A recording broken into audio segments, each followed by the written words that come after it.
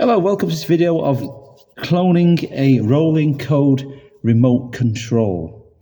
So here we have the master remote, and the master remote, all the buttons work. But to open the gate, you press that once, and it opens. So when you buy these aftermarket remotes, like this one here, you can see it's got the A, B and C. This one was the original one with the no numbers on the buttons.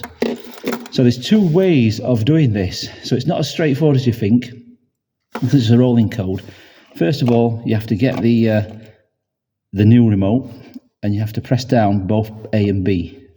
Now, there's two ways. See that the flashing LED, what flash? I'll do it again. Press it down, and it flashes like that. So what you have to do is the first way, if a non-rolling remote control, you do this. You let go of this button, and you press it 3 times, and it flashes, and that clears the memory, ready for a fixed code. So for the rolling code, you have to hold the 2 buttons down. You have to let go of the B button 3 times, and then that flashes. Now that's cleared that, so none of the buttons light up now. So then you get your original remote control, and I found the best way to do that is to put them back to back like that to get the frequency copied.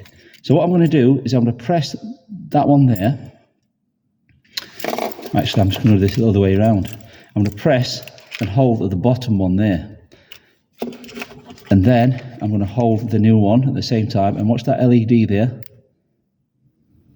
So it flashes, and then it flashes again, and then that's copied. So I'm going to do the same. I'm going to press that one there and that one at the same time, back to back, and I'm going to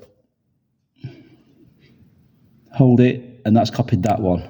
Then the same for the B button, and then the same for the A button. So that's copied now. So this is now copied. However, this is where it gets interesting. So let me just lift the camera. So let's go. The gate is over there. I don't know if I can zoom in there. Anyway, can't zoom in. So this remote here, if I press that button now, the gates will open. So you can see the gates in the distance there opening up. So this one opens and it closes and it pauses. So press that button again. This is the master one, by the way. So it pauses the gate and it closes the gate. All right, so that's okay. Now let's get the replica one. So the replica one, this is where it gets interesting now. So it's not as simple as just pressing any button to open. So if I have to press 2 buttons for it to open. I have to press the first one I cloned, which was D, the last one, and I have to press C, and they open.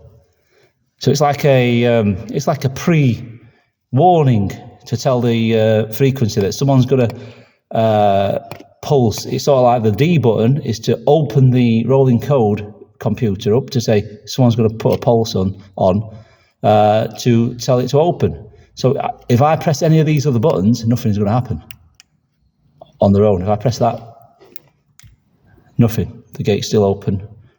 Or it's shutting on its own, sorry. It's timed out, sorry. So I have to press.